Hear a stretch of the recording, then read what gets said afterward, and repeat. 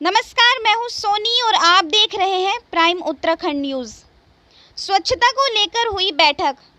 सरोवर नगरी नैनीताल में स्वच्छता स्तर को कैसे बढ़ावा दिया जाए, इसको लेकर जिलाधिकारी धीरज सिंह गब्रियाल की अध्यक्षता में एक महत्वपूर्ण बैठक आयोजित की गई।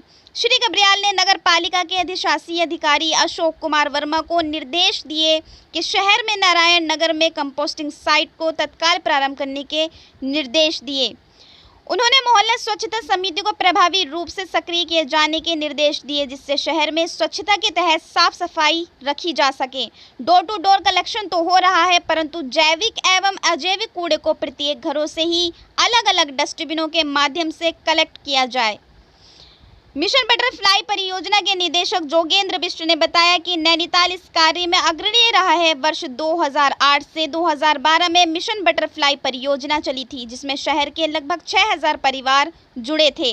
शहर में जो भी कूड़ा है उसका सही प्रबंधन का मॉडल पूरे देश के लिए तैयार हुआ था, जिसके तहत 37 स्वच्छता समितियां बनाई गई थीं, जिसमें आशा वर्कर, आंगनवाड़ी कार्यकर्ती, सदस्य, सचिव व सभासद संरक्षक हुआ करते थे। उनको पुनर्जीवित करने को कहा।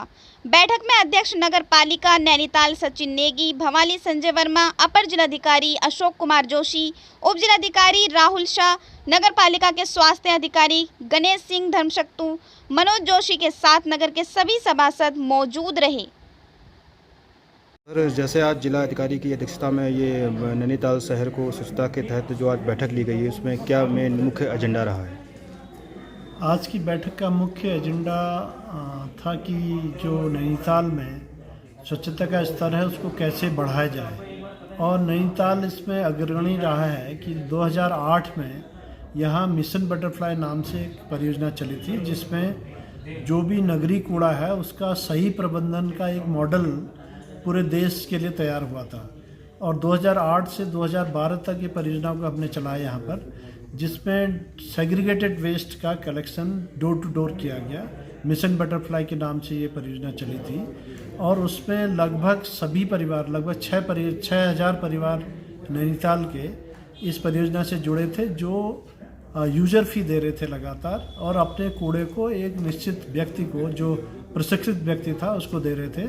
और उसके बाद कम्युनिटी बिन्स जो थे हमारे, बंद बिन थे, खुले बिन जैसे नगर पालिका में होते हैं, उसको हमने बंद कर दिया था, क्लोज बिन, ताकि जानवर उसको फैलाए ना दोबारा से, वो बिनों का इस्तेमाल किया था। और नारायण नगर में एक कंपोस्ट साइट हमने डेवलप की थी, जहाँ जो कूड़ा जैविक रूप से गलने वाला कूड़ा है उसको हमने वहाँ ले जाके उसका कंपोस्टिंग शुरू की थी। और जो ड्राई वेस्ट है उसको हम रिसाइकलिंग के लिए काठगोदाम ले जाते थे, जहाँ उसका प्लास्टिक जो है हमारा वेस्ट रिसाइकिल होता था।